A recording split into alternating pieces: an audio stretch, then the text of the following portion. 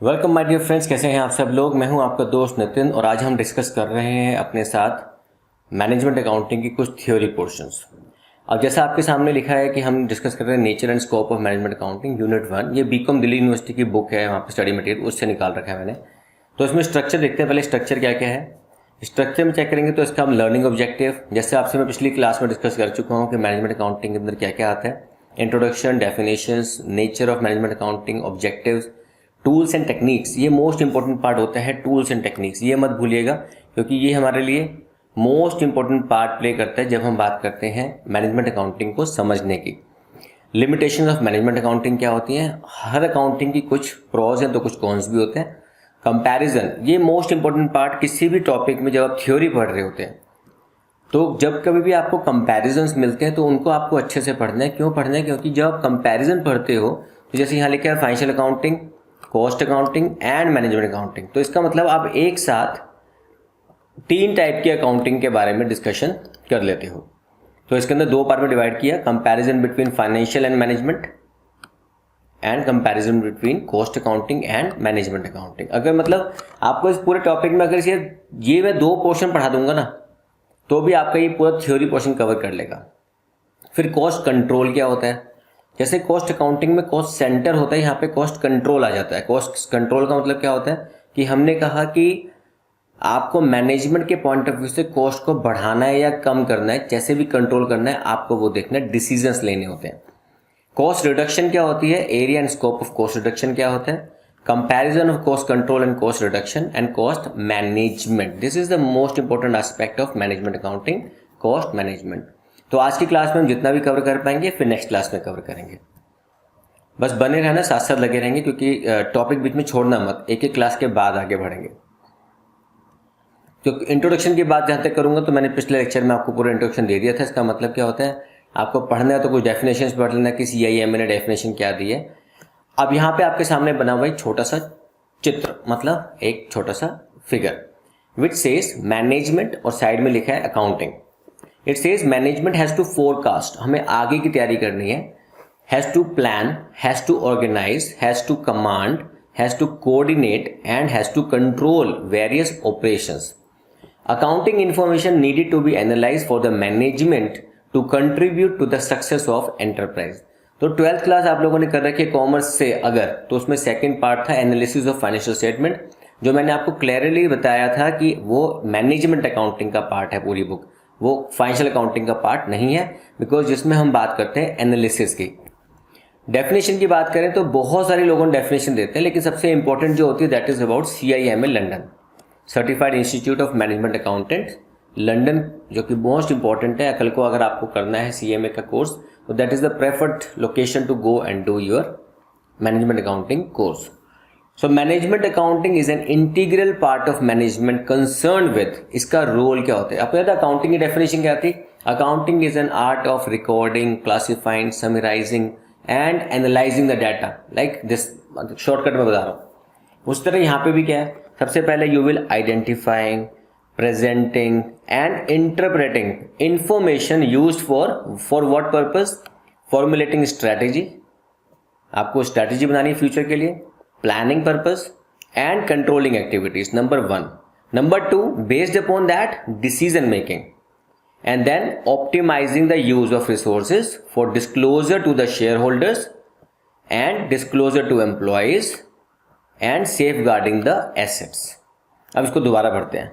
हमने क्या करना है, पहला स्टेप क्या करना है, सबसे पहले आपको डाटा को आइडेंटिफाई करना है, कौन सा डाटा यूजफुल होगा, प्रेजेंट करना है उसको पर्टिकुलर फॉर्मेट में, देन इंटरप्रेट करना है रिजल्ट्स को। उसको रिजल्ट करके क्या करोगे, it will be use for number 1, आपको स्ट्रैटेजी डिफाइन करने में काम करेगा, आपको फ्यूचर के लिए प्लानिंग करने के लिए और कंट्रोलिंग करने में कामयाब होगा, डिसीजन मेकिंग होगा कि मेक और बाय, एक्सपोर्ट और इम्पोर्ट, हम क्या करें क्या ना करें, वो सब चीज़ें इस पर डिस्कशन होती है। Then optimising the use of resources, then disclosure to the shareholders, जो भी आपका आउटपुट निकला उसमें से रिजल्ट निकला उसको शेयर होल्डर को डिस्क्लोज करना है with the way of annual reports, and then disclosure to the employees, क्योंकि एम्प्लॉय आपके साथ चलने वाले, आपकी फैमिली है, तो उनको भी पता होना चाहिए कि आपकी लाइफ, आपकी कंपनी किस तरह से चल रही है, safeguarding the assets of the company. तो इस तरह से बहुत से डेफिनेशन है, आप कोई भी एक याद कर लोगे तो आपके लिए कामयाब होगे। कई बार स्टूडेंट क्या करते हैं, बहुत ज़्यादा याद करने की कोशिश करते हैं तो कई बार कुछ चीज़ याद नहीं हो पाती। तो माई सजेशन इज मीनिंग आप ढंग से लिखो, उसका अंडरस्टैंडिंग प्रॉपर लिखो और किसी एक की डेफिनेशन लिख दो। या तो ट्रिपल ए की लिख दो, अमेरिकन अकाउंटिंग एसोसिएशन की, या ICMA लंदन की लिख दो, या CIMA लंदन की लिख दो। आपके ऊपर है, आपकी चॉइस होगी। तो बहुत सारी डेफिनेशन है, सब पे नहीं जा रहा हूँ अभी फिलहाल। ये सब डेफिनेशन के आपके नाम है, सबका मीनिंग एक ही निकलता है। नेचर क्या है मैनेजमेंट अकाउंटिंग का? अगर आप देखोगे सर्कल को देखो, इस सर्कल में क्या बताता है, सबसे सेंटर में लिखा है नेचर ऑफ मैनेजमेंट अकाउंटिंग। उसके सारे इर्द गिर्द क्या क्या घूम रहे हैं, सबसे ऊपर देखो क्या है, decision making system, future oriented, internal use, selective nature, not rigid, it is not rigid, it is flexible. अगर आज आपने कहा 20 रुपये लगे, सोचा था 20 रुपये लगेंगे, 21 लग गए, कोई बात नहीं, 21 लिख दो। कल को हो सकता है कि 21 के 50 लग जाए, 50 लिख देंगे। तो it is flexible, optional, selective nature and internal use. This is the most important part for this portion, internal use.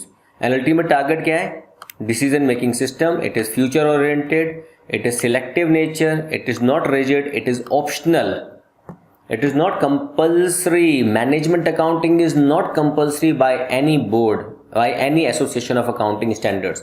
ये सिलेक्टिव है, जो आप उतने डाटा को सिलेक्ट करते हो जितने से आप उसको एनालाइज कर सकते हो फॉर ऑल दीज पैरामीटर्स। जो आपके सारे इर्द गिर्द पैरामीटर घूम रहे हैं, कितने पैरामीटर हैं, 1 2 3 4 5 6 7 पैरामीटर्स के आसपास इसको रिवॉल्व करना होता है। तो ये सब चीज़ें आप डिस्कशन करेंगे तो आप ढंग से इसको पढ़ सकते हैं। Decision making system, future oriented, internal use, selective nature. I will request you कि आप पोस्ट कर करके इसको पढ़ लो, नहीं तो दिल्ली यूनिवर्सिटी की वेबसाइट पे आजकल तो वो पता नहीं साइट को कुछ हो गया है, लेकिन sol.du.ac.in पे अगर आप जाते हैं तो वहाँ पे CBCS में जाएंगे तो वहाँ पे रिसोर्स ओल्ड स्टडी मटेरियल में जाना, ओल्ड स्टडी मटेरियल, वहाँ पे BCom ऑनर्स में ये बुक मिल जाएगी आपको। ऑब्जेक्टिव क्या होता है, देखो फिर से इर्द गिर्द वही नाक है, वही घुमा फिरा के कान पकड़ना है, आपको सब कुछ देखना है। ऑब्जेक्टिव क्या है इसका, planning for future of course. अरे ले भाई नहीं चल रहा, चलो, planning, controlling, decision making, classifying, increasing efficiency, coordination, increasing profitability and performance evaluation. These are the objective of management accounting. इसके ऊपर ज़्यादा टाइम हम बर्बाद नहीं करेंगे, आप चैंपियन हैं, मैं स्लो चल रहा हूँ, आप चाहें तो इसको रोक के पढ़ सकते हैं और पढ़ना जरूर। पढ़ने से आपकी रीडिंग हैबिट भी बढ़ती है and you will be able to understand them clearly. फिर आते हैं मोस्ट इंपॉर्टेंट पार्ट, जहां पे शुरू करते हैं tools and techniques of management accounting. अब ये वाला पार्ट आपके लिए बहुत जरूरी होता है समझना कि tools and techniques of management accounting में क्या क्या आता है। मतलब हम मैनेजमेंट अकाउंटिंग का मतलब क्या है, हमें चीज़ों को एनालाइज करना है। अब मैं आपको बोलूँगा रिकॉल करो कि 12th क्लास थोड़ा सा ऊपर नीचे चला गया, ये अब 12th क्लास को रिकॉल करो। Analysis of financial statement book में क्या क्या पढ़ा था आपने पढ़ा था sir changes in profit, changes in the level of income statement and all. आपने क्या किया था, आपने किया था कंपैरेटिव स्टडी। उसके बाद आपने पढ़ा ratio analysis, cash flow statement, ये तो हमने कम पढ़ा। उसके अलावा भी बहुत कुछ होता है, budgetary analysis, fund flow statement, ऐसी बहुत सारी चीजें हम इसमें पढ़ते हैं। तो क्या कहता है, management accounting deals with number of tools and techniques to help the managers in better planning, controlling and decision making. Some of the important tools and techniques are as follows. Number 1, financial planning. सबसे पहले हम बात करते हैं financial planning की।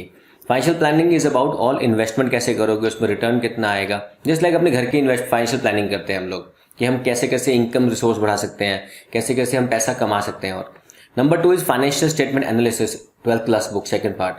Decision making about many parameters, हमें सामान को खुद बनाना है या इम्पोर्ट करें, बनाएं या बंद कर दें, कंटिन्यू करें या शट डाउन कर दें ऑपरेशंस को, ये सब चीज़ें डिसीजन मेकिंग में हमारे मैनेजमेंट अकाउंटिंग में शामिल होते हैं। Standard costing versus variance analysis, ये मैंने पिछली क्लास में पढ़ाया था आपको। Marginal costing and cost profit volume analysis, इसको अगर जल्दी पढ़ना है तो आप सिर्फ एक हेडिंग डालो और सर्च करना यूट्यूब पे जाके कहीं marginal costing by Nitin Goyal and you will get your complete video on that. Responsibility accounting क्या होता है, हम परचेज डिपार्टमेंट को अलग रिस्पॉन्सिबिलिटी देते हैं, सेल्स वालों को अलग रिस्पॉन्सिबिलिटी देते हैं, प्रॉफिट वालों को अलग रिस्पॉन्सिबिलिटी देते हैं। हर बंदे को अलग अलग रिस्पॉन्सिबिलिटी दी जाती है, उसके ऊपर डिसीजन लिए जाते हैं सेपरेटली। फिर डिस्काउंटेड कैश फ्लो, ये फाइनेंशियल मैनेजमेंट का पार्ट होता है। यहाँ पे सिर्फ नाम है, ये सारी चीज़ें कवर नहीं कराई जाएंगी, लेकिन काफ़ी चीज़ कवर मैनेजमेंट अकाउंटिंग में करी जाती है। तो जब हम बोलते हैं मैनेजमेंट अकाउंटिंग और फाइनेंशियल मैनेजमेंट, तो कहीं ना कहीं दोनों लिंक्ड होते हैं। फिर लर्निंग कर्व, रेशियो एनालिसिस, ये तो बड़ा इंपॉर्टेंट है हमारे लिए, हर जगह आता है। रेशियो एनालिसिस तो आप समझो कि बैकबोन है पूरी इंडस्ट्री की। जब कभी भी कुछ भी आपको एनालाइज करना है, सबसे पहला काम जो पूरी इंडस्ट्री करती है दैट इज रेशियो एनालिसिस। आज आपको कोई शेयर मार्केट में शेयर लगाना है, सॉरी पैसा लगाना है, इन्वेस्ट लगाना है, शेयर खरीदना है आपको, सबसे पहले आपकी क्या देखते हो, पीई रेशो। वो क्या होती है अभी इस पे नहीं आ रहे, हम बाद में कभी शेयर का शुरू करूंगा बताऊंगा। तो आपने क्या करना है, पीई रेशो चेक करते हो, उसके बारे में आप उसकी प्रॉफिटेबिलिटी चेक करते हो, आप उसका पीएसआई चेक करते हो, आप उसकी डेट रेशियो चेक करते हो, ऑपरेटिंग प्रॉफिट मार्जिन चेक करते हो। इस तरह से आप बहुत सारे एक्सेल बनाते हो अपनी शेयर मार्केट में इन्वेस्ट करने से पहले। लेकिन उस सारी एक्सेल में क्या होता है, रेशोज होती हैं उस कंपनी के बारे में। Statistical and graphical techniques, fund flow statement, cash flow statement. अब क्या, जब अगर आप सिर्फ 12th करके आए हो तो आपने कैश फ्लो स्टेटमेंट पढ़ा हुआ है नहीं, और अगर आपने बीकॉम फर्स्ट ईयर या कुछ करेगा तो फंड फ्लो स्टेटमेंट पढ़ा होगा। फिर value analysis and risk analysis, ये सारी चीजें हमारी आती हैं इन टूल्स एंड टेक्निक्स में अबाउट मैनेजमेंट अकाउंटिंग। फिर आते हैं लिमिटेशंस क्या है सर इसकी। टूल्स तो बहुत सारे हो गए, अब आप खुद सोचो सारे टूल्स एक तरह से यूज नहीं हो सकते, तो आपकी सिलेक्टिव अप्रोच हो गई। मेरा टारगेट है मुझे प्रॉफिटेबिलिटी निकालनी है, आप रेशो निकाल लो। मुझे जानना है वर्किंग कैपिटल की एफिशिएंसी क्या है, आप फंड फ्लो स्टेटमेंट चेक कर लो। मेरी कैश की एफिशिएंसी क्या है, आप कैश फ्लो स्टेटमेंट चेक कर लो। तो सिलेक्टिव अप्रोच होती है। लिमिटेशंस क्या है, number 1 it is evolutionary stage, मतलब अभी भी इसको ये माना जाता है कि पूरी तरह से ये एक्सप्लोर नहीं हो पाया है। There are so many things which are still untouched, अभी बहुत कुछ करना बाकी है। It is very costly. आप याद रखना किसी भी कंपनी में सबसे ज्यादा सैलरी लेता है फाइनेंशियल एनालिस्ट। तो कल को बन जाना तो मुझे थैंक यू बोलना कि सर बताया था आपने, ठीक है। तो हमारा जो मैनेजमेंट अकाउंटेंट होता है या फाइनेंशियल एनालिस्ट होता है, इसकी सैलरी बहुत अच्छी होती है अगर वो CIMA लंदन से पढ़ के आता है। CMA का कोर्स होता है, आपको करना होता है उसके लिए, ठीक है। मेरे कई स्टूडेंट्स ने कर रखा है, they are successfully running their families. I hope कि वो अपने घर को भी टाइम देते होंगे, क्योंकि कंपनी के रिकॉर्ड में सारा दिन निकल जाता है। बेस्ड ऑन हिस्टोरिकल डाटा, जो हो चुका है उसके ऊपर होता है। देखो हम वैसे फिलोसफिकल कहते हैं जो हो गया उसको भूल जाओ, लाइफ के अंदर चलता रहता है, लेकिन मैनेजमेंट अकाउंटेंट कहता है भैया जो हो चुका है उसी को दो, हमें उसी को यूज करके फ्यूचर के बारे में बात करनी है। ऑपोजिशन टू चेंज, यहाँ पे आपके सबसे बड़ी प्रॉब्लम होती है मैनेजमेंट अकाउंटिंग की जो डिमांड होती है वो ये होती है कि आप थोड़ा फ्लेक्सिबल रहो, सब कुछ है, लेकिन अकाउंटेंट कहता है मैं तो चेंज नहीं करूंगा अपने आप को, मैंने जो बोल दिया पत्थर की लकीर है। मिस्टर ए कह रहे हैं प्रॉफिटेबिलिटी 20% होगी नेक्स्ट ईयर, मैं कह रहा हूं कि 25% होगी, तो मैं तो 25% ही मानूंगा। तो झगड़े होते रहते हैं। It is wide coverage, the application of management accounting requires wide knowledge of various disciplines, like आपको इकोनॉमिक्स की नॉलेज होनी चाहिए, आपको टैक्सेशन की, स्टैटिस्टिक्स की एंड मैनेजमेंट की एंड सो ऑन। अभी रिसेंटली बजट में कुछ आया, उसका इंपैक्ट मेरी कंपनी में क्या पड़ेगा, ये भी मैनेजमेंट अकाउंटिंग को कोरिलेट करना पड़ेगा immediately. Not a substitute of management. Management accountant और मैनेजमेंट ये दोनों अलग हैं, अकाउंटिंग और मैनेजमेंट दोनों अलग हैं। ये सब्स्टिट्यूट नहीं है कि इसकी जगह इसको यूज कर लो, नहीं। Subjectivity, there is very possibility of personal bias. मैंने जो बोला मैंने बोल दिया, मानना ही नहीं मानना आपकी मर्जी, पर्सनल बायस है ये। And manipulation from the collection of data to the interpretation stage in management accounting. तो डाटा भी कलेक्ट करते टाइम आप बायस हो सकते हो, उसको एनालाइज करते टाइम भी आप बायस हो सकते हो, उसके रिजल्ट देते टाइम भी आप। तो इसका मतलब it is not fulfilling entire objective of the accounting और मैनेजमेंट अकाउंटिंग, ठीक है। यहां तक क्लियर हो गया आपको, गुड। बात करते हैं अब उस पार्ट की जो मैं सबसे इंपॉर्टेंट मानता हूं, that is comparisons. Question can come differentiate between management accounting and financial accounting, differentiate between management accounting and cost accounting. अब इन वाले मैनेजमेंट अकाउंटिंग में एक क्वेश्चन कभी एक्सपेक्ट मत करना कि what is the difference between financial accounting and cost accounting, क्योंकि वो जो क्वेश्चन है ना वो मैनेजमेंट अकाउंटिंग से नहीं जाता। तो मैनेजमेंट अकाउंटिंग में उसका नाम आना बहुत जरूरी होता है। तो क्या है, अगर आपने मैथमेटिक्स किया हुआ है पहले तो आपने पढ़ा होगा इंटरसेक्शन एंड यूनियन, याद है, A intersection B, A union B, मतलब ए इसका पार्ट भी है, ए उससे अलग है, जुदा जुदा है या साथ साथ है। तो अगर आप देखेंगे तो तीनों के अंदर आप पिक्चर को देखो, ये ऊपर फाइनेंशियल अकाउंटिंग लिखा है, cost accounting and management accounting. तो हम तीनों को अगर आप देखोगे तो तीनों को एक जगह पे मिक्स किए जा रहे हैं एक साथ, है ना।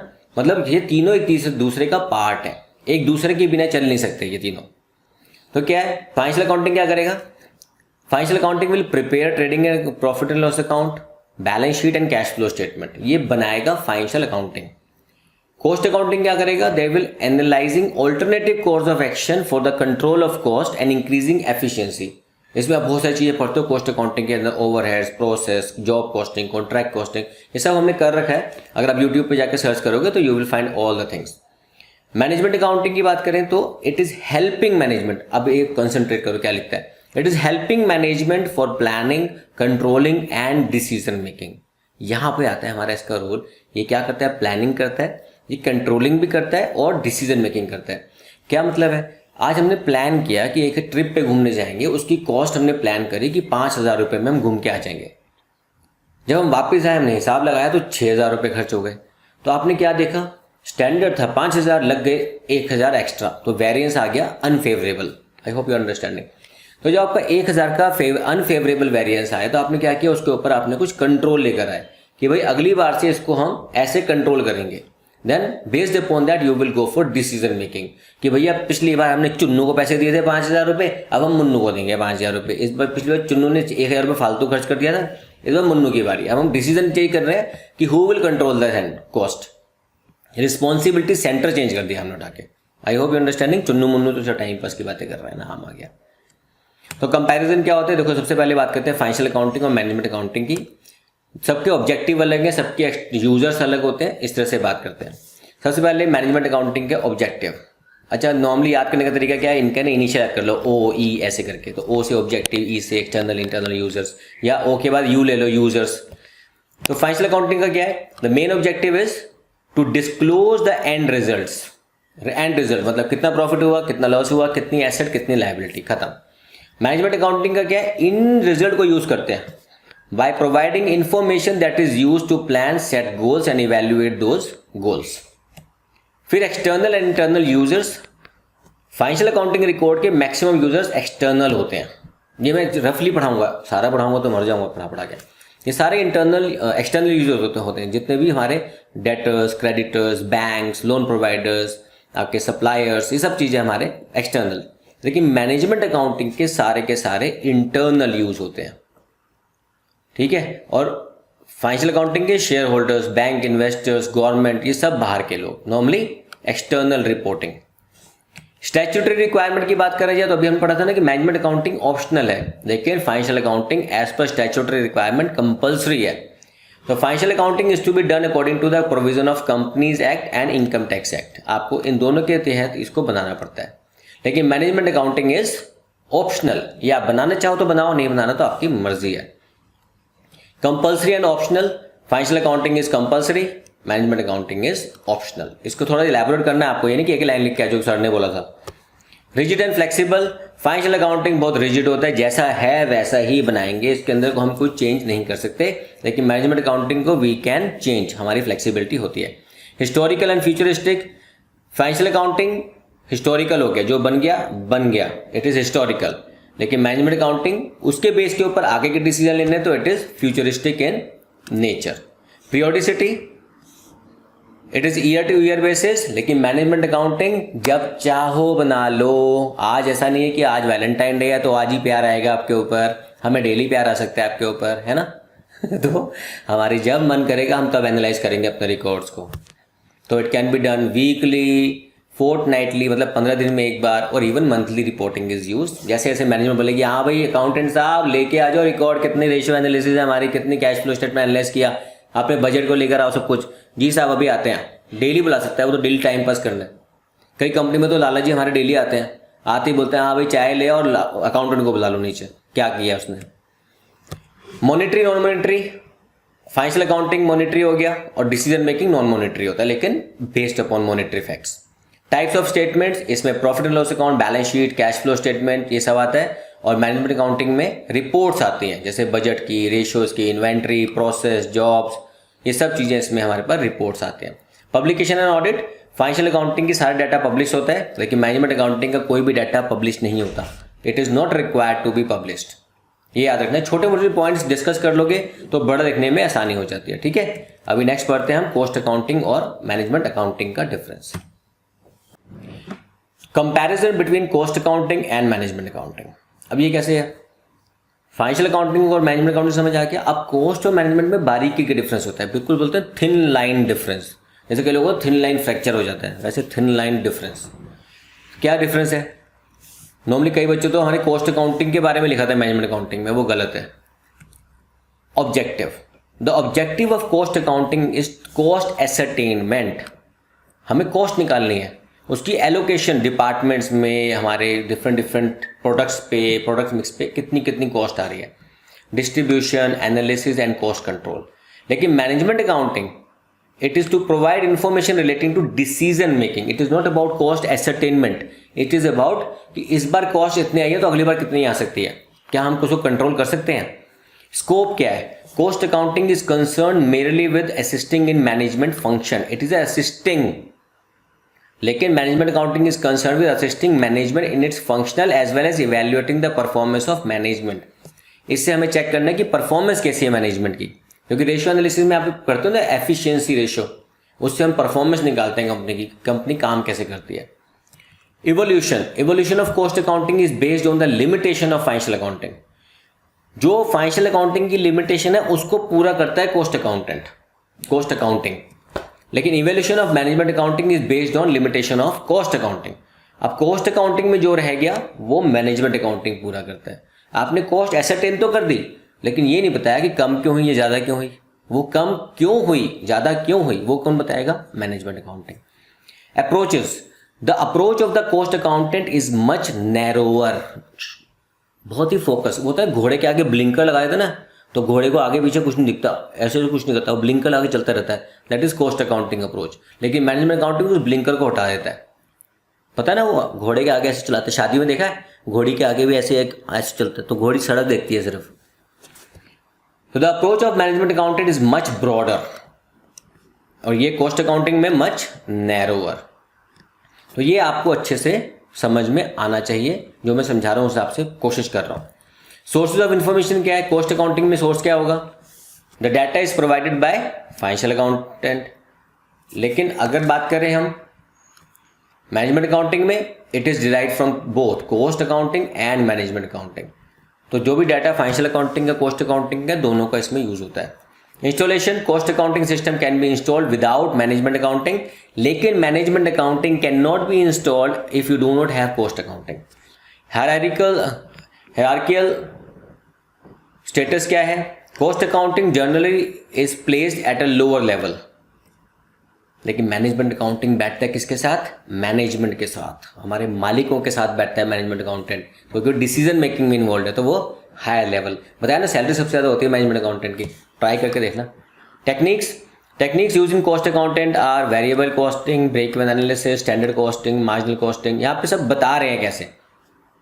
लेकिन बात करें मैनेजमेंट अकाउंटिंग में, तो it is about cash flow, ratio analysis etcetera. These are the techniques, और हमने पूरी पढ़ी है टेक्निक्स ऊपर। Historical and futuristic, cost accounting is of course historical, management accounting futuristic approach. Planning, cost accounting is more concerned with short term planning, लेकिन management accounting is about long term planning. आगे 10 साल की बात भी करेगा, 5 साल की बात भी करेगा, 15 साल की बात भी करेगा। वो बात की बात है, प्लानिंग कर रहे हैं। प्लानिंग कैन बी सक्सेसफुल और नॉट सक्सेसफुल। ठीक है, तो यहाँ तक हमने डिस्कस किया आज की क्लास में थ्योरी अबाउट मैनेजमेंट अकाउंटिंग। तो कुछ लेक्चर्स में ऐसे पढ़ाऊंगा जहाँ पे आपके सामने स्क्रीन होगी, आप पढ़ लेंगे। कुछ लेक्चर में आपको बोर्ड पे पढ़ाऊंगा जहाँ प्रैक्टिकल की बात होगी। तो अभी यहाँ तक क्लैरिटी आ गई है, तो थैंक यू वेरी मच। आपने कुछ नहीं करना, नीचे एक बटन है, प्लीज़ उसको दबा दो, है ना। तो इस लेक्चर्स को आप यहाँ तक कंप्लीट कीजिए, और नीचे एक बटन है सब्सक्राइब का, उस सब्सक्राइब के बटन को दबा दो। दोस्तों को शेयर करो, अकेले अकेले नहीं खाते, ठीक है ना। जब मैं आपको अकेले नहीं पढ़ा सकता तो मैं सबको पढ़ा रहा हूँ ना, तो आप भी सबको पढ़ाओ, आगे चैनल को बढ़ाओ। ठीक है, मेरे चैनल को बढ़ाने की जिम्मेदारी आपकी है। मैं कोई प्रमोशन नहीं करता इसका, मुझे कोई आदत नहीं है, मैं किसी सोशल मीडिया पर नहीं डालता चैनल के बारे में, व्हाट्सएप को नहीं डालता। और सारे दोस्त मुझे यही कहते हैं कि यार how you have become successful, and I really give all the credit to you all my students on my YouTube, जो कि मेरे कश्मीर से कन्याकुमारी तक आज की डेट में है। रादर अंडमान निकोबार से भी मुझे कॉल आते हैं, मतलब कॉल मतलब मैसेज आते हैं। तो I am so happy. India तो पूरा कवर हो ही गया, उसके अलावा हमारे पास बहुत अलग अलग कंट्री से भी बच्चे हैं जो पढ़ते हैं, and they are really giving us that regard कि इस चैनल को हम आगे बढ़ा सकते हैं। तो have faith in your channel. इस चैनल को आगे बढ़ाने की जिम्मेदारी आपकी। पढ़ाने की जिम्मेदारी मेरी जितना मुझे आता है। तो please don't ask such question, sir probability पढ़ा दो। भैया मेरे ना पता नहीं क्या है, साइकोलॉजिकल है, 20-22 साल हो गए हैं, मैं से पढ़ाया नहीं जाता, ये प्रोबेबिलिटी होता है, पढ़ाते कैसे हैं। ऑल दो my father is a mathematician, लेकिन मैं नहीं पढ़ा पाता, उसके लिए हाथ जोड़ के माफ़ी चाहता हूँ। ठीक है, तो प्लीज़ दोस्तों को पढ़ाते रहना। Thank you very much, God bless you, bye bye.